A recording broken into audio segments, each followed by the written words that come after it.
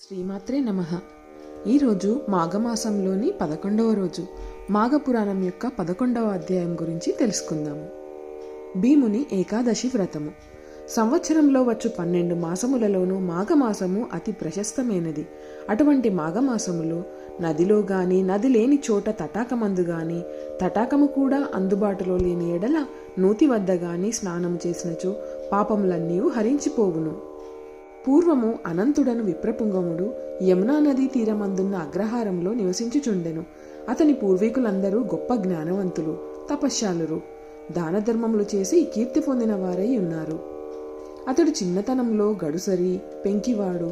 అతడి తల్లిదండ్రుల భయభక్తులకు కొంతవరకు మాత్రమే విద్య నేర్చుకునను. దుష్ట సహవాసమును చేసి అనేక దుర్గుణములు కలవాడయ్యను. మద్యమాంసములు సేవించి కన్నబిడ్డలను కూడా అమ్ముకొనుచుండెను. అలా సంపాదించి ధనవంతుడయ్యను. కొంతకాలానికి వృద్ధుడయ్యను. తన ధనమును తాను తినడు, ఇతరులకు పెట్టడు. ఒకనాటి రాత్రి పడుకోబోయే ముందు ఆలోచించెను, అయ్యో, నేనెంతటి పాపాత్ముడనైతిని. ధనము, శరీర బలము ఉన్నందున మనోగర్వముతో జీవితాంతము ముక్తినిచ్చే పుణ్యకార్యం ఒక్కటి చేయలేకపోయినాను గదా అని పశ్చాత్తాపము నొందుతూ నిద్రపోయాను. అన్ని రోజులు ఒకే విధంగా ఉండవు కదా.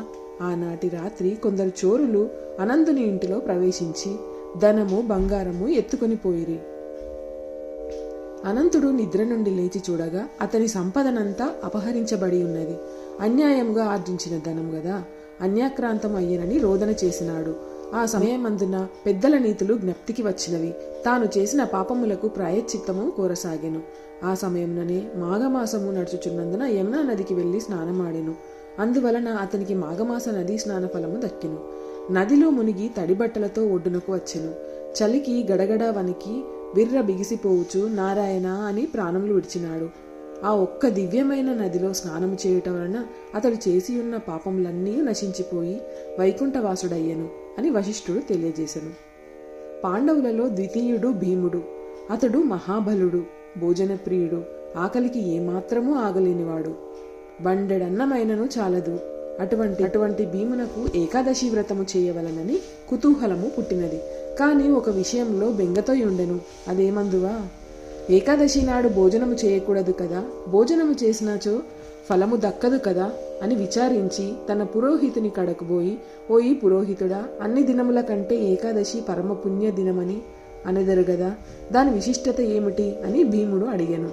పాండవ పురోహితుడు ధౌమ్యుడు, అవును భీమసేన, ఆ రోజు అన్ని దినముల కంటెను ప్రశస్తమైనది, శ్రీ మహావిష్ణువుకు ప్రీతికరమైనది కనుక అన్ని జాతుల వారును ఏకాదశి వ్రతము చేయవచ్చును అని పలికెను. నేను సరే అని అట్లనే చేయుదును అని. కాని విప్రోత్తమ, నేను భోజన ప్రియుడను కదా, ఆ సంగతి జగద్విదితమే కదా.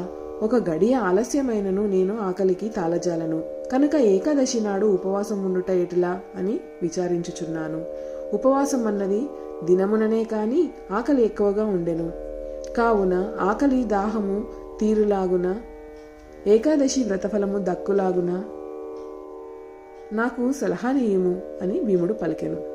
ధౌమ్యుడు, అవును భీమసేన, ఆ రోజు అన్ని దినముల కంటెను ప్రశస్తమైనది, శ్రీ మహావిష్ణువుకు ప్రీతికరమైనది కనుక అన్ని జాతుల వారును ఏకాదశి వ్రతము చేయవచ్చును అని పలికెను. సరే, నేను అటులనే చేయుదును. కాని విప్రోత్తమ, నేను భోజన ప్రియుడను కదా, ఈ సంగతి జగద్విదితమే కదా. ఒక గడియ ఆలస్యమైనను నేను ఆకలికి తాళజాలను కనుక ఏకాదశి నాడు ఉపవాసం ఉండుట ఎటులా అని విచారించుచున్నాను. ఉపవాసమున్న దినముననే ఆకలి ఎక్కువగా అవుతుంది కదా, మరి నాకు ఉపవాస దీక్షా ఫలము ఎలా కలుగును అని భీముడు పలికెను. భీమసేనుని పలుకులకు ధౌమ్యుడి చిరునవ్వు నవ్వి, రాజా, ఏకాదశి వ్రతమునకు దీక్ష అవసరము. దీక్షతోటి ఏ కార్యము చేసినను కష్టము కనిపించదు. కావున నీవు దీక్ష మునినచో ఆకలి కలగదు. రాబోవు ఏకాదశి అనగా మాఘశుద్ధ ఏకాదశి మహాశ్రేష్టమైనది. దానిని మించిన పర్వదినము మరి ఒకటి లేదు.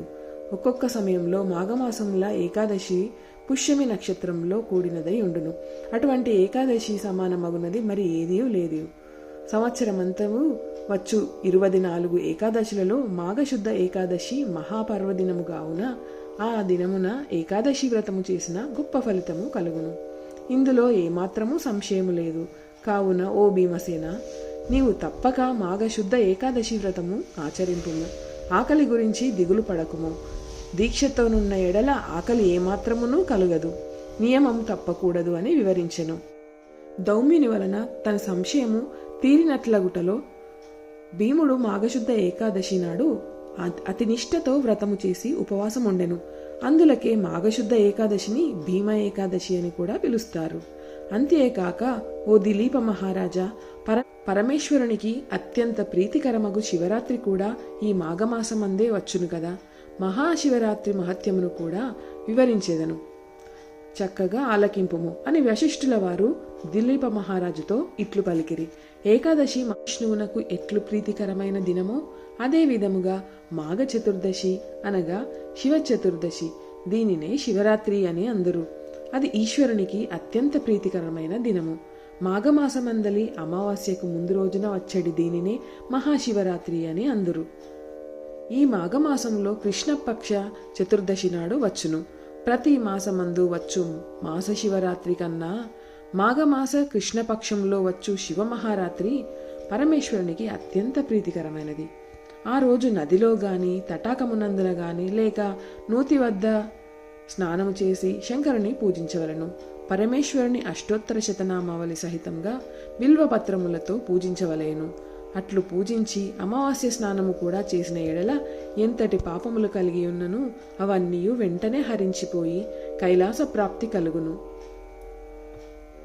శివపూజా విధానంలో శివరాత్రి కంటే మించినది మరి ఒకటి లేదు కనుక మాఘమాసపు కృష్ణపక్షంలో వచ్చు చతుర్దశి ఉమాపతికి అత్యంత ప్రీతిపాత్రమైనది. కావున శివరాత్రి దినమున ప్రతివారు అనగా జాతి భేదముతో నిమిత్తము లేక అందరూ శివరాత్రి వ్రతమాచరించి జాగరణ చేయవలయను. మున్ను శబరీ నది తీరమందున్న అరణ్యంలో కులీనుడను బోయవాడు తన భార్యా బిడ్డలతో నివసించుచుండెను. అతడు వేట తప్ప మరొక ఆలోచన లేని కడు మూర్ఖుడు. వేటకు బోవుట జంతువులను చంపి వాటిని కాల్చి తాను తిని తన భార్యా బిడ్డలకు తినిపించుట తప్ప మరేదియూ తెలియదు. జంతువులను వేటాడుటలో నేర్పుగలవాడు. క్రూర మృగములు సైతం ఆ బోయవానిని చూచి భయపడి పారిపోయేవి. అందుచేత అతడు వనమంతా నిర్భయముగా తిరిగేవాడు. ప్రతిదినము వలనే ఒకనాడు వేటకు వెళ్ళగా ఆనాడు జంతువులేమీ కంటగనబడలేదు. సాయంకాలం అగుచున్నది. వట్టి చేతులతో ఇంటికి వెళ్ళుటకు మనస్సు అంగీకరించినందున ప్రొద్దు కృంగిపోయినను అక్కడున్న మారేడు చెట్టు పైకెక్కి జంతువుల కొరకు ఎదురుచూచుచుండెను. తెల్లవారుతున్నది. చలి కూడా ఎక్కువైంది. మంచు కురుస్తున్నందున కొమ్మలను దగ్గరకు లాగి వాటితో తన శరీరాన్ని కప్పుకొనుచుండెను. ఆ కొమ్మలకున్న ఎండుటాకులు రాలి చెట్టు కింద ఉన్న శివలింగమున మీద పడినవి. ఆ రోజు మహాశివరాత్రి. అందులో బోయవాడు పగలంతా తిండి తినక రాత్రంతా జాగరణతో ఉన్నాడు. తనకు తెలియకపోయినను మారేడు పత్రములు శివలింగంపై పడినవి. ఇంకేమున్నది, శివరాత్రి మహిమ ఆ బోయవానికి సంప్రాప్తించెను. మాఘమాసములో కృష్ణపక్ష చతుర్దశి రాత్రి అంతయు జాగరణ, పైగా శివలింగముపై బిల్వపత్రములు పడుట, తిండి లేక ఉపవాసముండుట, ఇవన్నీ ఆ బోయవాడికి మేలు చేసినవి. జరామరణములకు హెచ్చు తగ్గులున్నాయి కాని శిశువృద్ధ భేదములు గాని లేవు. పూర్వజన్మలో చేసుకున్న పాపపుణ్యములను బట్టి మనుజుడు తన జీవితంను గడపవలసినదే. మరికొన్ని సంవత్సరములకు ఆ బోయవాడికి వృద్ధాప్యము కలిగి మరణము ఆసన్నమైనది. ప్రాణములు విడిచెను. వెంటనే యమభటులు వచ్చి వాని ప్రాణములు తీసుకుని పోవుచుండగా కైలాసము నుండి శివదూతలు వచ్చి యమదూతల చేతిలోనున్న బోయవానిని జీవాత్మను తీసుకుని శివుని దగ్గరకు పోయిరి. యమభటులు చేయునది లేక యమునితో చెప్పిరి. యముడు కొంత తడువు ఆలోచించి శివుని వద్దకు వెళ్ళెను. శివుడు, పార్వతి, గణపతి, కుమారస్వామి, తుంబుర, నారదాది గణములతో కొలువుదీరియున్న ఆ సమయంలో యముడు వచ్చి ఆయనకు నమస్కరించెను. ఉమాపతి యమును దీవించి ఉచితాసనమిచ్చి కుశల ప్రశ్నలు అడిగి వచ్చిన కారణమేమిటని ప్రశ్నించెను. అంతటా యముడు, మహేష, చాలా దినములకు మీ దర్శన భాగ్యము కలిగినందులకు మిక్కిలి ఆనందించుచున్నాను. మీ దర్శన కారణమేమనగా ఇంతకు ముందు మీ దూతలు తీసుకువచ్చిన బోయవాడు మహాపాపి, క్రూరుడు, దయా దక్షిణ్యాలు లేక అనేక జీవహింసలు చేసి ఉన్నాడు. ఒక దినమున అనగా మహాశివరాత్రి నాడు తాను యాదృచ్ఛికముగా జంతువులు దొరకనందున తిండి తినలేదు. జంతువులను వేటాడుటకు ఆ రాత్రి అంతయు మెలకుగా నున్నాడే కాని చిత్తశుద్ధితో తాను శివలింగమును పూజించలేదు. కనుక అతనిని కైలాసమునకు తీసుకొని వచ్చుట భావ్యమా? అంత మాత్రమున అతనికి కైవల్యము దొరుకునా అని యముడు విన్నవించుకున్నాడు. యమధర్మరాజా, నాకు ప్రీతికరమగు మహాశివరాత్రి పర్వదినమున బిల్వపత్రములు నాపై వేసి తిండి లేక జాగరణతోనున్న ఈ బోయవాడు కూడా పాపముక్తుడు కాగలడు. ఏ బోయవానికి కూడా ఆ వ్రతఫలం దక్కవలసినవే గనక ఈ బోయవాడు పాపాత్ముడైనను ఆనాటి శివరాత్రి మహిమ వలన నా సాయుధ్యము ప్రాప్తమైనది అని పరమేశ్వరుడు వివరించెను.